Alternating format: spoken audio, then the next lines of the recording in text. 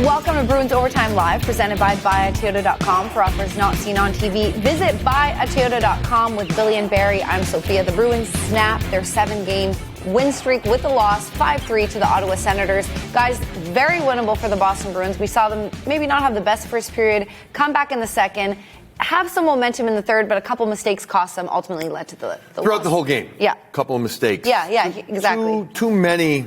Rick talked about self-inflicted. I'll give Ottawa credit. When they had to defend, Barry, they defended well. They didn't give up a shot in the last 6+ minutes of that game once, they got up there. So the Bruins, they tried. But overall, though, this is a game where you say, get a point.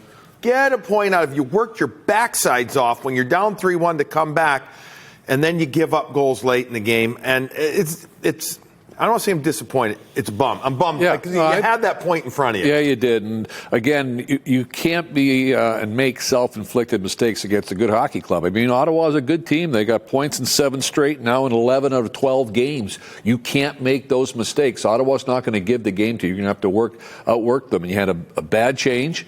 And you had the Lindholm giveaway when he was tired, got caught on the ice trying to get off. So it's a situation where you fought back and give them credit. They were down, after that brutal change, you get 2 quick goals, bang, now you're in it. And then you're really thinking, okay, here we got to get a point right now. Why don't we show you that bad change? So just a change.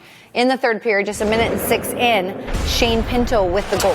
Yeah, what's so important here is you got all 5 guys go off, but the puck doesn't go deep enough to begin with. Now you've got all 5 guys caught, and that just left you, the goaltender, all by himself, and Pinto makes a deflection from the Amadio pass. But right here, Billy, that weak side, the left winger and the left defense have got to make sure they can't come off here. No way. They come off, now all of a sudden, because the puck doesn't get deep, they counterattack.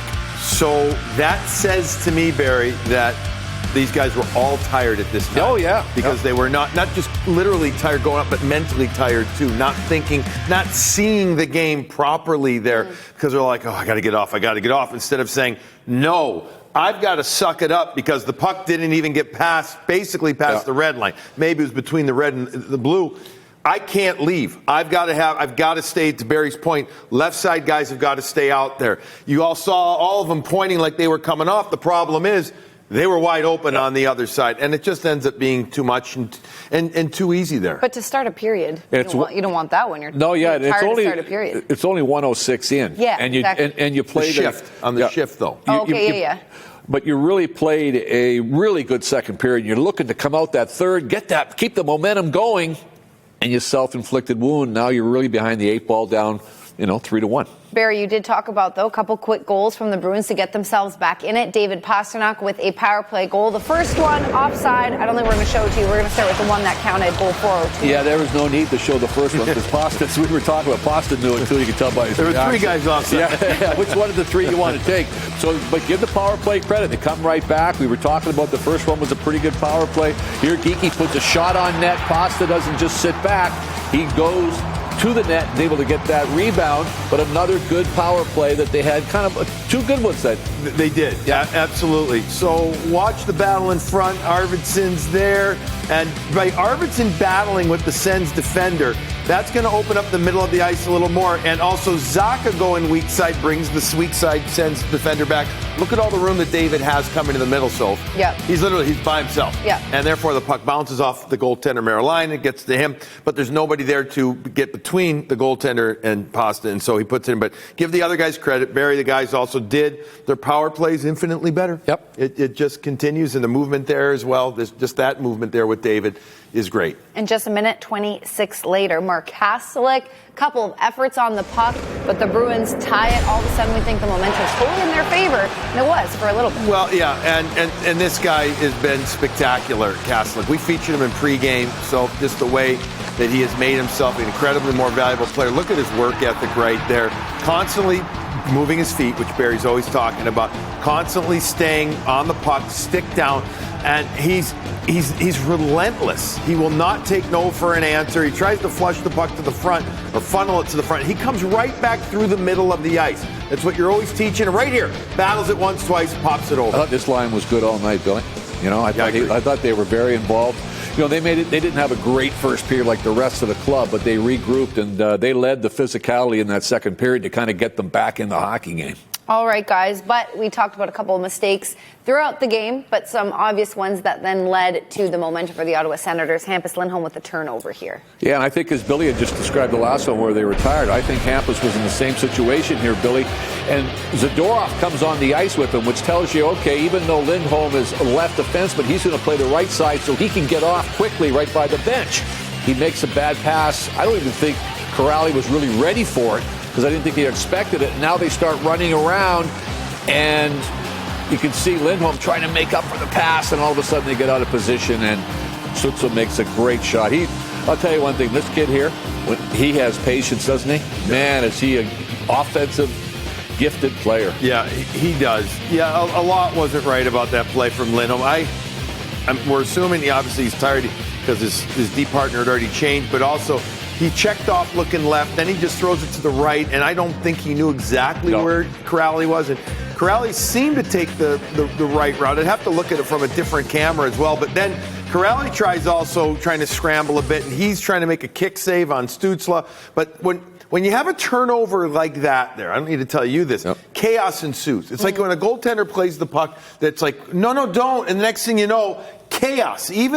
Even if you don't get scored on, which obviously the Bees did there, but if you don't get scored on, it breaks you down. It kind of disorients you for that whole 20, 30 seconds or so. And they got crushed for it. They did. That turnover was a big buzzkill. Yep, that ended up being the game-winning goal. It's time to take a look at the Subaru of New England star of the game.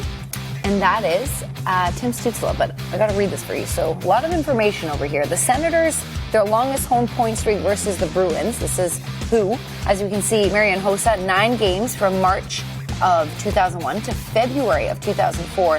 Tonight, Tim Stützle with 3 points, including the game-winning goal.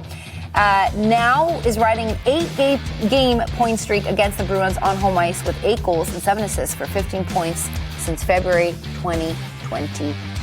Yeah, and Batherson's the other guy right below him who's really eating the Bruins up too, hasn't he? Mm-hmm. Yes, and then below that, Daniel Alfredsson, 7-game point streak, 10 points in that span. All right, guys, let's take a look at the defense time on ice for tonight. Charlie McAvoy leading the way. Very standard minutes that we've gotten used to with the top guys playing over 22 to 25, and then the mid pair playing it, and then Lowry at 14 and Yoki Hart. I didn't think that third pair had a great night. I thought they struggled at times. Yoki Hari with the puck, and I thought that Lowry, of the few games that he had been back, wasn't. Yeah, I would agree, but I thought for the most part that the group of defense did a pretty good job. They only had 22 shots against. 4 of them were on the power play. So you had Ottawa, who's been playing really well at home. He had 18 shots against even strength. So he did a good job. And the only time they really got themselves in trouble, the Bruins, when they shot themselves in the foot. All right, Power Moves presented by Salem 5, here to help you make your move as we take a look at Morgan Geekie's 5-game point streaks. He's already had a couple of point streaks this season, so give him 7 goals in that. Is that my math? Yeah, my math. No, 7 goals. Geez, 7 points, guys. Sorry about that, especially to Barry, the math guy. But Morgan Geekie, playing excellent. And what?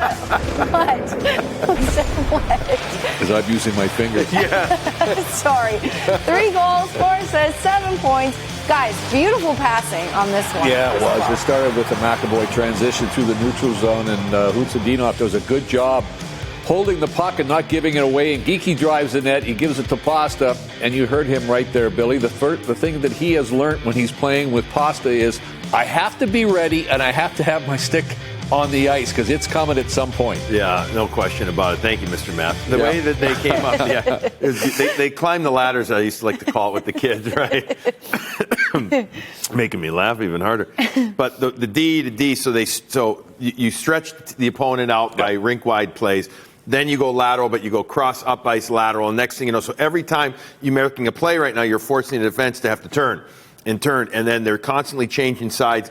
Beautiful play. I mean, that's how you practice it. You can't script it any better. And yeah, Geekie had the easy part, but you know what? You got to get your stick down off the back end, be firm with it. Pasta put it on there perfect. And what makes it also so interesting and so admirable watching him do this on a regular basis is Pasta. As you know that every time that the team is gearing up to play against the Bruins, they're having their meeting and it's like, okay, 88, we got to stop them, guys. We got to stop them.